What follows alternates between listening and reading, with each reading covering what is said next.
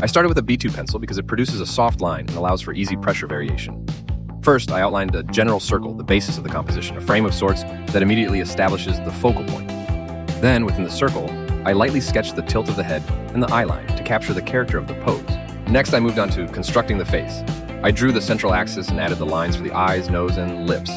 I tried to keep the pencil light to keep the lines lively and fluid. I paid special attention to the eyes. They set the mood for the entire work. I made the eyebrows more expressive, slightly exaggerated to enhance the character.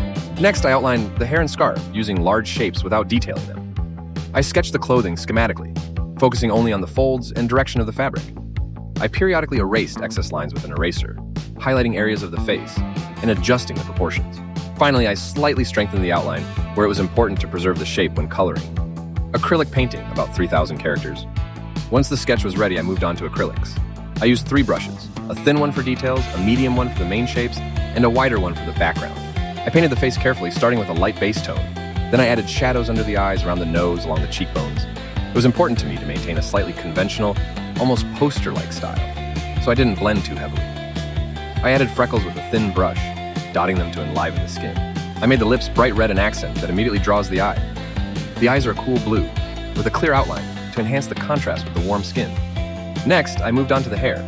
I used a medium brush and warm ochre-orange shades. First, I laid down the base color, then added darker lines with a thin brush to emphasize the direction of the strands. I wasn't aiming for realism, but rather for a graphic quality and rhythm of lines. I painted the clothing more freely.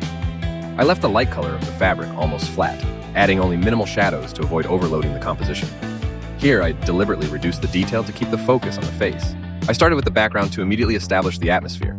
I took a wide brush and applied a rich red, varying it from darker to brighter. I intentionally made the brushstrokes uneven to prevent the background from looking flat. I wanted a sense of energy and movement.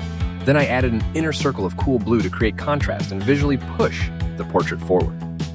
Finally, I moved on to the details. The pattern on the scarf, the contours, the eyelashes, and the eyebrows.